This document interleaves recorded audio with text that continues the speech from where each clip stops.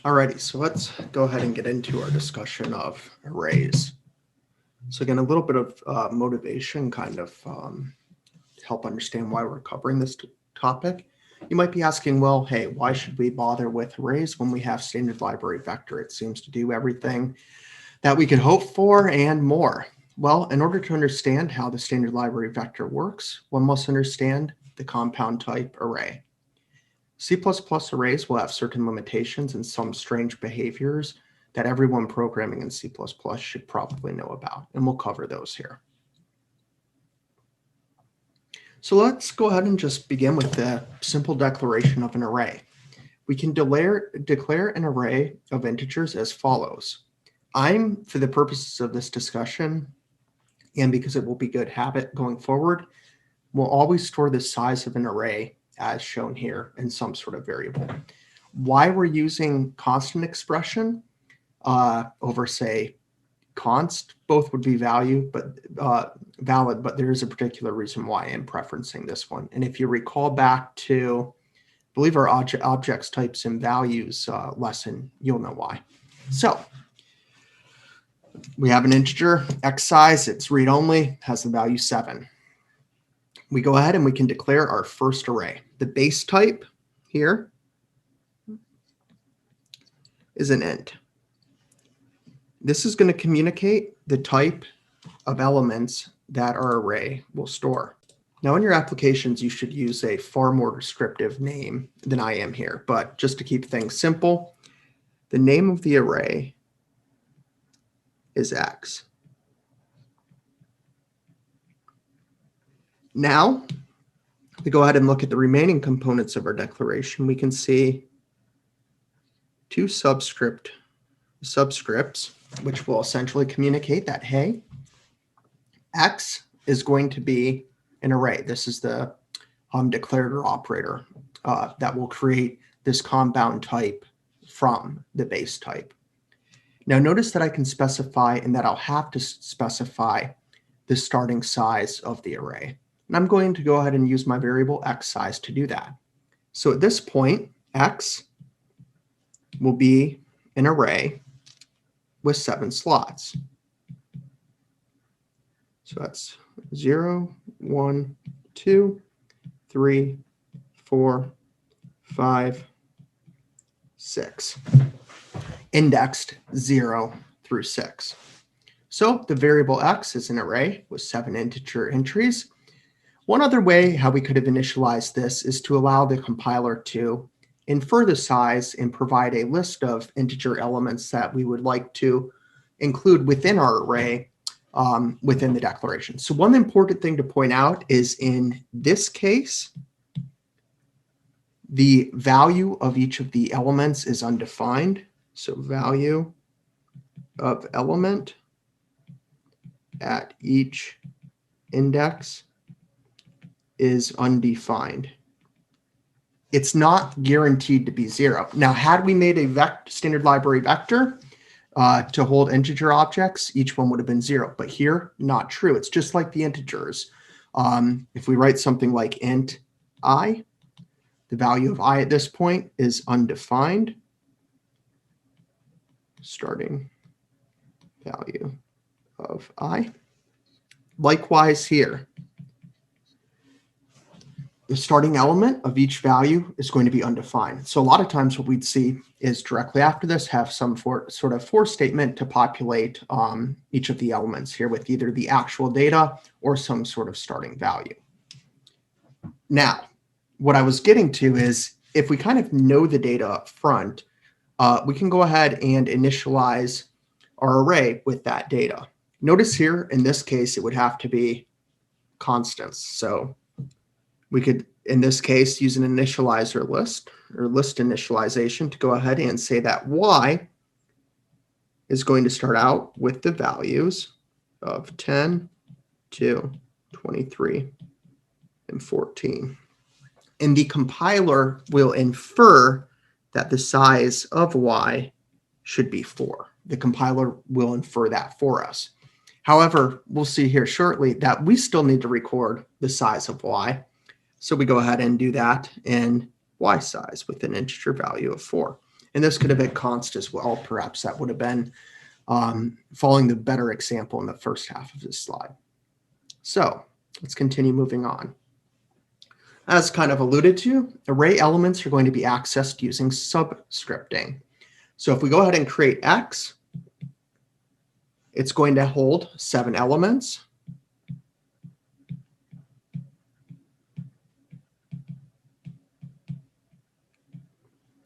Whoops, one too many. Indexes 0 through 6. So we can access the ith element of X using subscripting. X of 0 will give us this integer object back, that at index 0. Likewise, X of 6 will give us the last element back.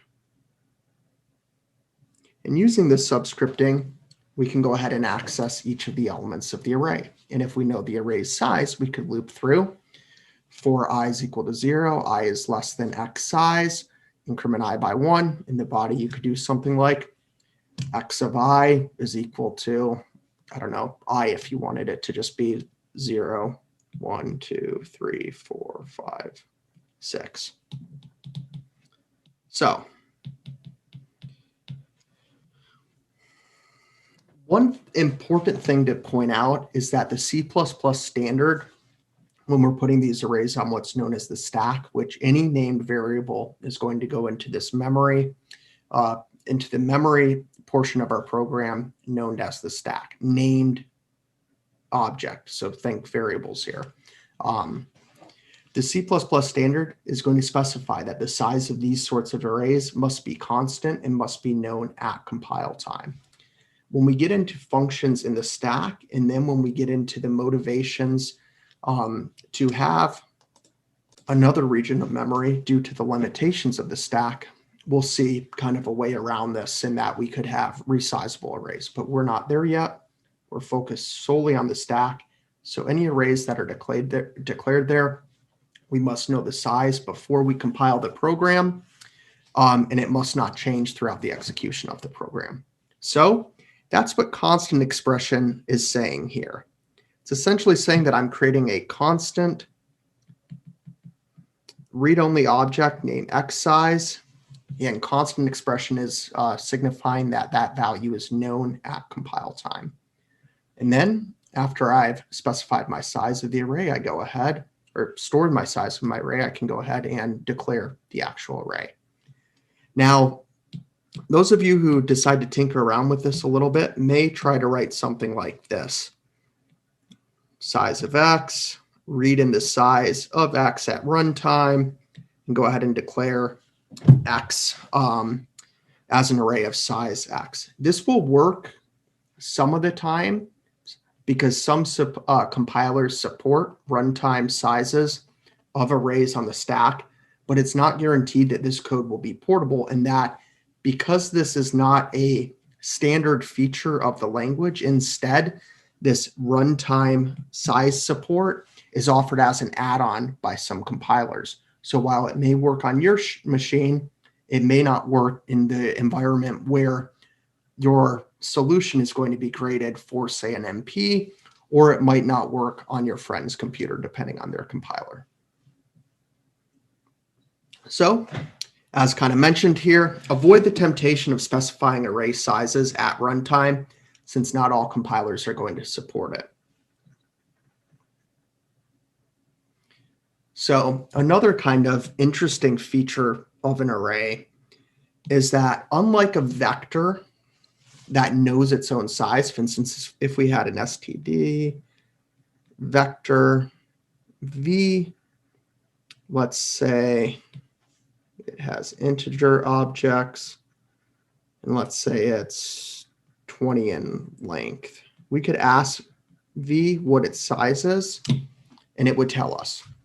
In array, you can do no such thing. There's no behaviors associated with an array, and we'll see here why in a second. But writing something like x.size on an array will generate a compile time error. It will say essentially, hey, an array doesn't have any sort of behaviors So that's not a valid operation. And in fact, any function call on an array object like x dot something, there's going to be no definitions for that. It does not have any behaviors or things that you can ask it to do. With our array, we're pretty limited. We've just got subscripting, and we'll show why this is the case shortly.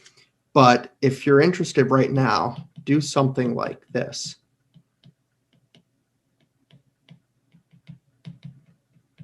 And see what the value is. You might be surprised. If you just output the name of the array, x, you might assume you're going to get the 0th object, but you're not. You're going to get the address of the array. So we'll show you how the C++ language defines subscripting and how it's actually pointer arithmetic, which is pretty cool. So before we get there, let's go ahead and say that, hey, arrays are compound types built from the base type. Similarly to an integer object, they do not have any behaviors that you can ask of them. So just like we just showed, you can't do x dot size, you can't do x dot add, etc. Similarly, an array does not know its own size. So, we can't ask it its size. It doesn't store anything. An array is just going to store its elements. So here, one of size 7.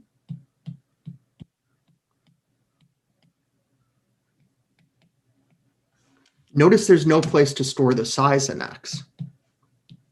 This is all that's allocated in memory. 7 contiguous integer objects, which we'll see here, and we'll see how subscripting allows us to move from one to another. But because an array does not know its own size, we're almost always going to store its size in some sort of additional variable that will get passed wherever our integer or wherever our array is being passed to. And then we can use that size, the variable storing its size, to say iterate through that array. So here's an example of how that might work. If we look over here on the left side, we see the declaration of some array. Again, I know bad names, but the array's name's X. It's an array of size 4, with the size being stored in size of X. And then X is going to be initialized with 1, 1, 2, 2. Nothing exciting. So here's X, 1, 1, 2, 2. Here's size X. Single integer object, holds the value 4. Now let's go ahead and say we'd like to define a function that's going to simply iterate over each element in this array and return the sum of each of its elements. So notice here, in our function, we're going to have 2 parameters. One is going to be an array, and I'm communicating this with the subscript notation here. So array is going to be bound to the parameter X, and then size is going to be bound to the parameter size X. When we get into this function body, note that we can use the parameters to iterate through our array and sum each of its elements. And then we can return that sum to the caller. Notice here that we had to pass size with it. Just looking at X, it has no location to store its size. It's just 4 continuous integer objects out there in memory. So we leverage a second object to store its size, and that gets passed into array and size respectively.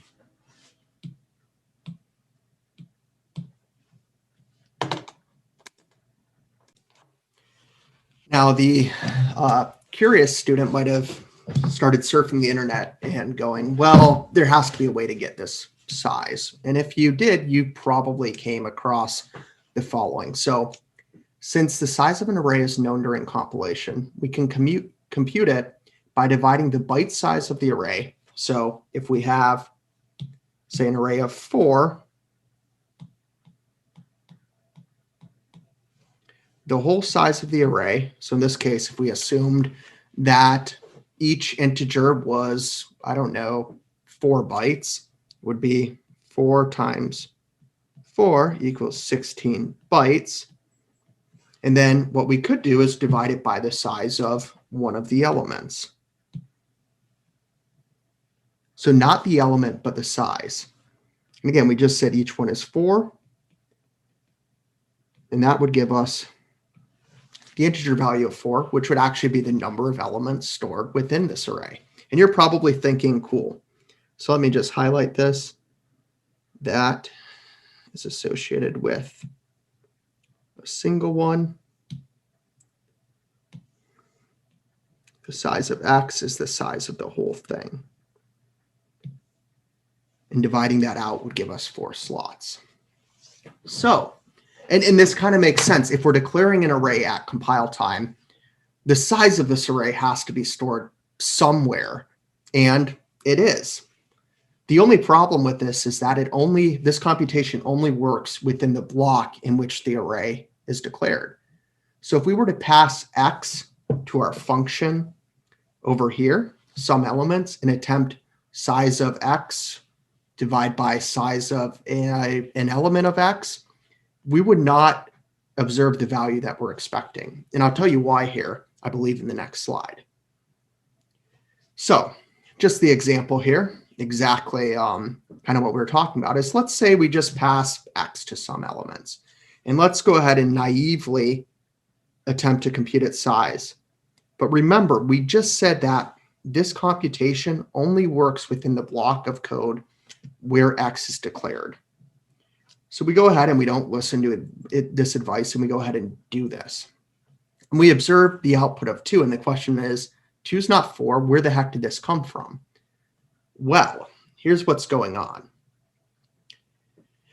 In the CS128 environment, our compiler is going to warn us when we attempt to do things silly like this.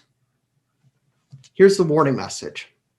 Size of on array function parameter will return size of integer asterisk instead of that of an array. Integer asterisk is a pointer.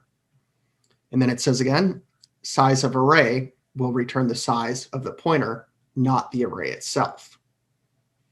So the program will still compile. It's a warning. In our development environment, we did enable a flag to the compiler that says essentially, if you see any warnings, treat them as error. So this wouldn't compile for you if you're using the commands we gave you. And the reason why we're not wanting you to compile with warnings is because stuff like this can sneak through. So here's what happens. When passed to a function, an array is going to decay into a pointer. Even though the parameter is specified as an integer array, it's going to decay into a pointer, an integer object. In this process, any sort of dimension information is going to be lost. And you might now wonder, what are the differences between these two entities? And why might this decay occur? The first thing to point out is in C++, an array of 2 is a different type than an array of 4. So how do we handle that if we're passing things to a function? Well, pointer decay is essentially going to allow us to treat these different types of arrays as the same type through this pointer. So even though this the array decays into a pointer, we can interact with this pointer to the array the same way as the actual integer array. We can access the ith element of array, assuming that array is a pointer, with subscripting. And here's what's kind of happening. Let's see here. So here's our array.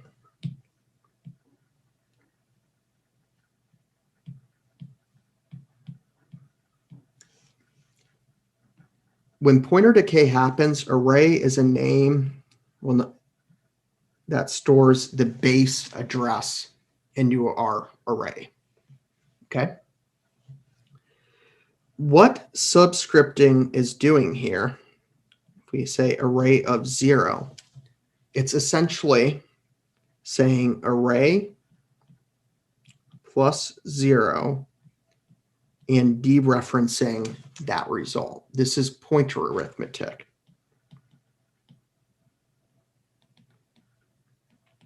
Which, when you're conducting addition with pointer arithmetic, this addition of 0 is actually doing the following. We're saying array, so that base address plus size of an integer object, so that's the type of element within our array, multiplied by, let's say, I. So instead of saying array of 0, let's say array of I. Let's do the same here. And then we're going to dereference that result. So what that means is if we have, say, array of 2, the pointer arithmetic that is taking place is array plus 2, which is going to move our pointer from the 0th location to the first to the second, because we're moving 2 integer blocks forward to arrive at this block here. And again, that's this address, so the base of it. And then we dereference that and interpret that block as an integer. And we get that back. And this is one of the reasons why arrays in C++ are 0 indexed. Because the 0th element, the address to the 0th element, is stored in the name of the array. So either if we're interacting with it through here or through here, it doesn't matter. Array is always going to output this address here. It always will. So here's kind of one of the interesting things about this is that when this pointer decay, or this array decays into a pointer, all that's happening is in one scope, so where it's declared, there's some extra information available to us, that array's size. However, when we pass it into a function to essentially accommodate arrays of different indexes, which are distinct types in C++, it decays into a pointer. Same meaning, the name still evaluates to the base address. The only difference is we lose that dimensionality information. And because we lose that, it's an imperative that we send in the size as well. And with this array, it doesn't matter if it's an array of 100 elements or 5 passed to our program, because we can easily do this pointer arithmetic and move from one to the next, to the next, to the next, based on the size. So this is why it works, essentially, in perhaps some more legible writing here. Okay, so at this point, I want to point out an important difference. And let's go ahead and, I guess, draw this out. So we have one vector, and let's say this is the main function. We have an array X, and let's say it's essentially looks like this. So it has some memory associated with it. Stores the value of 1, 1, 2, 2. And then let's say we have Y. It's going to have a size of 4. And then each of its elements, because it's a vector,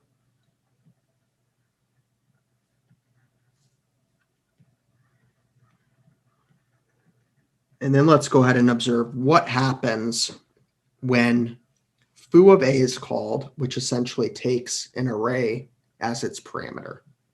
So let's go ahead and call foo of A.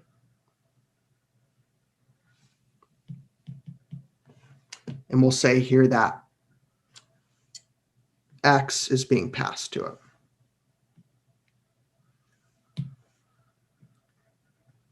So remember, pointer decay occurs here. So in all intents and purposes, we can think about this as a pointer as f as a pointer to an integer object. Then let's go ahead and within this function, make an assignment and say f of 0 is equal to 7. Well, what f is really storing here is the address to the base element of x. Because remember, x evaluates to that base address. If we pass that value to the function, the parameter is going to be initialized with that address as well. So at this point, we have a name in one scope, which is bound to an object, or I guess we could say within the scope of one function that is bound to an object that lives within another function. And we just illustrated that here, which means that this dereference operation, f of 0 is equal to 7. That means we're dereferencing that address. And again, this points to here. So we're not doing any arithmetic. We're just dereferencing the 0th location. So within foo of a, we have access to this object, and we're going to update its value to 7 in return from this function. So notice here when we pass the array to the function, because we were passing the address of the base element, any mutations to that array within foo of a would be reflected in the original data. Now, this is a bit different than what happens in, I'm going to keep this here so you can see it, in foo of v, I think I called it. Yes. Okay. So when we make the call to foo of v with y, we're essentially creating a new vector f.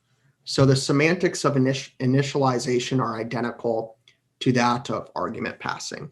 So in this case, we can read that as equal to that. So what I'm trying to communicate is that a brand new vector is going to be made. A copy will occur in this instance. So again, that's because y is passed here. So that's y. We haven't done anything, so we're getting those values. Let's make this even clearer. Just say y has 1, 1, 2, 2. And we're essentially creating a new vector with that. So f in this case is going to be a new vector with 4 elements.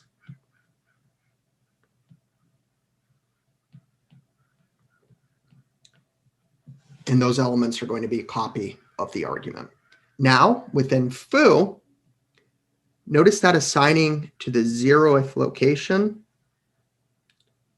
is affecting only this copy of the argument. And then when we return from our foo of v function and look at the values stored at location 0 in our array, and at location 0 in our vector, what we would observe for the vector is going to be 1, because we only made that change in foo of v to a copy. And then when we output x, remember that this scenario happened, meaning that we would observe 7. And this style of argument passing is called pass by value. For pretty much everything, what's going to happen, if it's integer object I, if it's a standard library string, in all of those cases, what we observe with foo of v will be happening. Arrays are this special case where we have the array decay into a pointer when passing it to an array, which means that when we're actually mutating the array within the scope of some function, we're actually not operating on a copy. So not operating on a copy here, but actually operating on the original array that lives back in wherever it was called from. And that's why when we return from both of these functions, we only see the change observed in the array and not the vector.